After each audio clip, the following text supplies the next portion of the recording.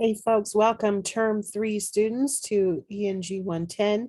My name is Jackie Pierce. You hopefully have already seen my welcome video, but this is our first official weekly walkthrough video. So every Sunday night or Monday during the day, I will be posting a helpful video that will take you through everything you need to know in order to succeed at that unit's work for ENG 110. So with that in mind, I'm going to share my screen, and each week I will do the same thing. We'll actually go through the course together and look at what you are going to be working on. So you're going to see two screens today. One is this one. This is the APA template. We're not going to use that one yet.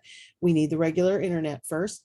So this is what your course looks like when you sign in. You come in on the announcements page, and then you've got all these wonderful links over here to the announcements, more information about the course, how to contact me, and more about me. And then there is a link to ask the instructor a question. You've got units 1 through 8. You've got a special link directly to the discussion boards. And then you've got some additional things below. Collaborate, which we don't really use, except if you and I want to hop in a room together, we can. Your grades, of course, you're going to want to regularly check your grades. And not only the number or the grade, the letter grade, but you're going to want to read and view feedback, as well as the rubrics. So we'll talk about that once some grades start to roll in. You've got college success resources. You've got a link to university policies and, of course, copyright statement, all that legalese. But there are some very helpful tools that can get you through, especially as we go later and later in the semester. First is the information about APA formatting and documentation. We are writing research-oriented writing in ENG 110, not this week, but in the upcoming weeks. And you will be using APA style. Now, many of you may have written MLA papers for high school. APA is just a different style. It looks a little bit different. We'll look at one today. And the citations are done a little bit differently, but this link will take you to tools that you need to create those citations and all that good stuff. You also have access to the TutorMe system, which is exactly what it sounds like. Once you have your papers written, if you're not able to meet with me during my normal office hours or whatever, and you want some extra help, you can reach out to the TutorMe folks. When we get to the longer paper, Grammarly and Academic Writer can be of help as well. So without further ado, let's go to Unit 1, because that's where we are, of course. This week, you're learning all about the writing process, and we're going to practice a couple of different styles of writing that are based on our own knowledge and experience. So no research writing just yet, getting some good practice in. So we're going to talk about, and you're going to read about the process of writing anything, whether it's papers or emails or anything else, really. We've got to plan it, we've got to write it, and we've got to polish it. So you will always have a folder below the introduction that called readings and resources. And I'm going to go ahead and click on that. I'm not going to read these to you, but you will be reading them every week. Before you do any of the graded assignments, you should always go into the readings and resources and make sure you've read everything and viewed any videos. So you've got an introduction to personal writing, and we are focusing, like I said, on two types: description, which is sensory details, and narration, which is telling a story. You've got links here to the readings from our online textbook, and then you've got additional readings for helping you understand the assignment. There's also usually some activities that you will do. Here is one in this section called Understanding the Assignment. And then almost always there will be some videos. This one's nice and short, 2 minutes, 21 seconds, and the transcripts are available if that helps you as well. Next section in this particular unit is super important, and I'm going to call you back to this one over and over again. When we submit formal writing assignments at Post, they need to be in a Word document or you can save it as a PDF if you prefer. Either one of those is fine. But if you're using a different system, like I, for example, have a Mac, so the word processing program that comes on my computer is called Pages. But I can use Pages and still save that document either in Word format or as a PDF. You have to turn your work in as one of those two types of files. You're also going to be using APA style for the document itself. So this week, even though we don't have any sources to cite, we're still going to set up our formal writing assignment in APA format. So there is a link here to an APA template, and I highly recommend that you use the template. There is a link here that walks you through how to submit an assignment on Blackboard. Please use that to help you. And then, of course, there's some additional information about how to submit assignments through Blackboard. Now, there's also always, or usually, not always, but there's usually a bonus video or two. These are always entertaining, so I highly recommend them. But before you do the assignments, you want to really dig into the readings and resources each time. Now, with that being said, I'm going to show you that template. So this is what your APA paper will look like.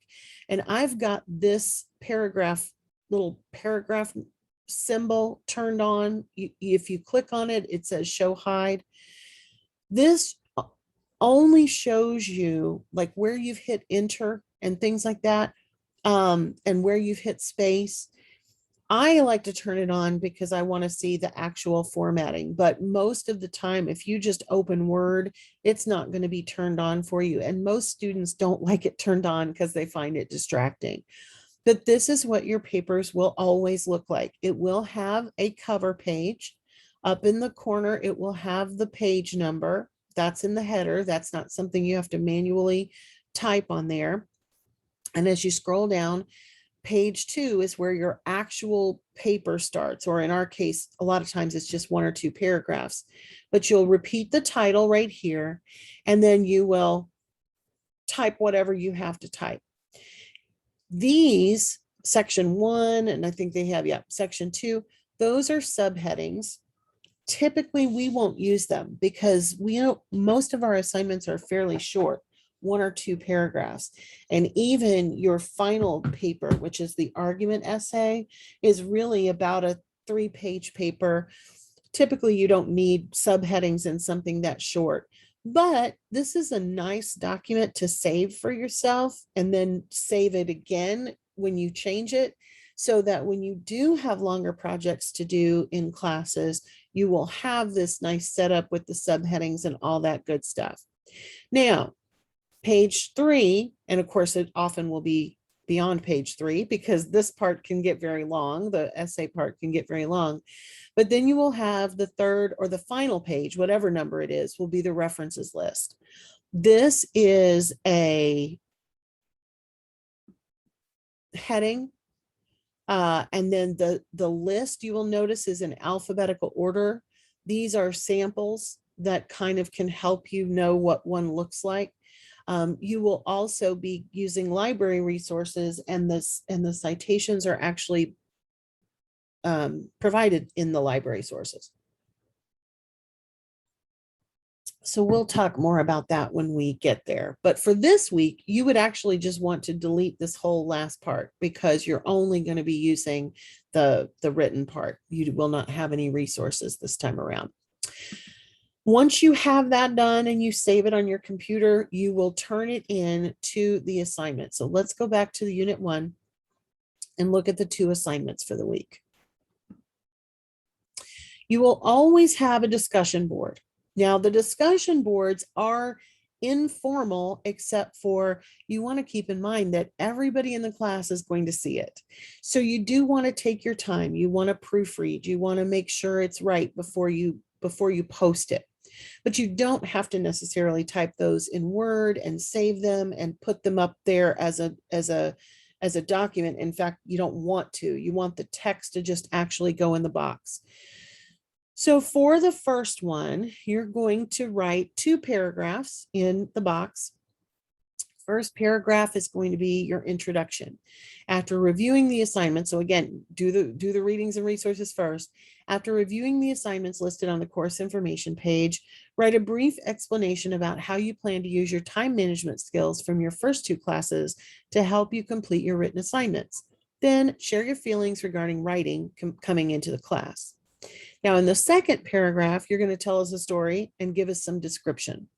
Write descriptively using the 5 senses about one place that has influenced you in a positive way. You should use descriptions and details to paint a clear picture of this place. For each discussion board, there's going to be a grading rubric. And so when you review your score, you will want to also pay attention to how you scored on each part of the rubric. So when you click on that link, it will show you how your score is determined. And then when you get your grades back, you'll be able to see which of these categories that you have scored in. Okay, so that's the rubric. Now, let's look at how to post. So we click on the link. Oh, it's still too early. It won't let me post until at least tomorrow as a student. But when you get into the discussion board, there will be a button that says reply, I think. We'll look. In fact, I know for sure there's one discussion we can probably already type in. Nope. No, not yet. Okay, well, I'm just too early today. At any rate, when you click on it, there'll be a button that says reply or post thread, one of the two phrases. When you click on that, it will open up a box and you can type directly in that box. Now, I think it's a good idea to type your work out in Microsoft Word or whatever you're using so that you can take your time, run spell check, save it, just in case something goes wrong, you still have it, that sort of thing. But you want to actually then copy and paste it into the box. For the writing assignment, though, you will be, and it's not showing on here either, which happened last term. Let me actually turn off the student view and see. And I apologize because this is going to make it look like mine, not like yours. But let's look because it should be there. There it is. There it is. Okay. So in addition to the Unit 1, oh yeah, that's not showing until after midnight. Okay. Again, I'm just running early this week. The Unit 1 assignment is a descriptive paragraph submission. So you're going to open this document, Unit 1 assignment, complete instructions and grading rubric. For every one of the formal writing assignments, there will be one of these, and you want to open them. In fact, you may want to print them. If you're a person who likes to jot down notes and things like that on a piece of paper, I would print it all out because it's going to help you as you write it, but then also it's going to help you to be able to review it before you actually submit it. Now, here's another link, of course, to how to submit the assignment, but I'm going to just show you. So this is what the assignment sheet will look like. It's always got an overview. It's always got instructions. In this particular case, you're going to write one paragraph about a specific person that left a significant and positive impression on your life. Please be aware that if you share information that is distressing, then your instructor is mandated to share that information with our counseling center. That's one reason we like to have this focused on a person who's influenced you in a positive way. Considering the following questions when writing this paragraph: what about this person makes them so significant? And how would you describe that person? So you do want to give us some description as well. What do they look like, sound like, that sort of thing, but also why are they important to you? So more of a storytelling type thing. You are going to have the requirements below here. One is to submit it in Word or PDF. We talked about that. The assignment should be a minimum of 7 sentences in length and must have the following. So again, it'll look just like that document I was showing you: an APA style title page, and you've got the template, 7 sentences for the paragraph, which will be on page 2. The whole thing will be double spaced and have 1-inch margins. And you should use an APA recommended font. Most instructors will insist that you use Times New Roman in 12 point. And that is what the template is in. So the less you have to change, the easier it'll be. Of course, you want to polish it up. Your writing should be free of punctuation, spelling, and grammar errors, should contain appropriate word choices for an academic setting. One of the big differences between this and the writing we're going to do in the rest of the semester, though, is this will be personal. So you can use first person. If you've ever been told you're not supposed to use I, that's true in all of our other assignments, but this one, because it's personal, you get to be in first person. Just like the discussions, the writing assignments also have rubrics. So this will show you in advance what you're going to be graded on, and then after the fact, how you scored in each one of those categories. If you have any questions, please, please, please reach out. Oh, and since this is now in mine, I'm getting behind and ahead of myself at the same time. When you're ready to submit it, you click on the actual name of the assignment. So where'd it go?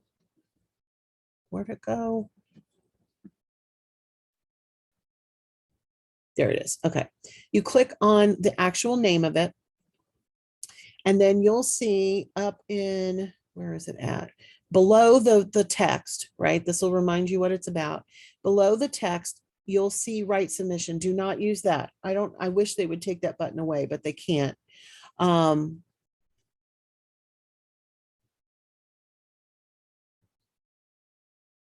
You're going to browse your local files because you'll have saved it on your computer, and then you will upload it by clicking it. I'm just going to do this with a sample one here and click open. And then you'll have to agree to submit your paper, and then you will click on submit. Now, I'm not going to do this because, of course, that's not a real assignment. And I'm not a real student, but that's how you would do it. With the discussion board, now that I've got it in mind, I can actually show you what that looks like. Nope, it's still not saying it's not available. I don't understand.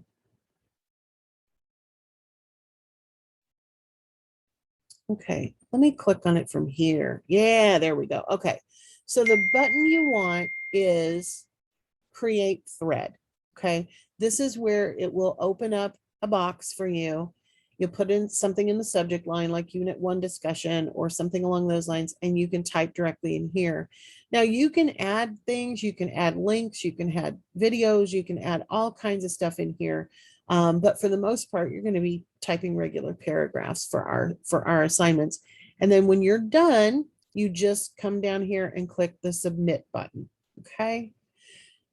If you have problems or questions, I am for sure available during my office hours, and you can find all that under the Meet Your Instructor tab. It's got during office hours, I'll be immediately available at the number Tuesday 11 to 12 and Thursday 2 to 3. Honestly, though, if you reach out to me by email at any time, you're going to get an answer very quickly. I keep my email pulled up and I check it pretty much constantly. So don't be afraid to also post a question in the Ask the Instructor discussion. That is a public forum, so everybody will see that question, but often it's a question that other people might have if it's like about the assignment or how to do it.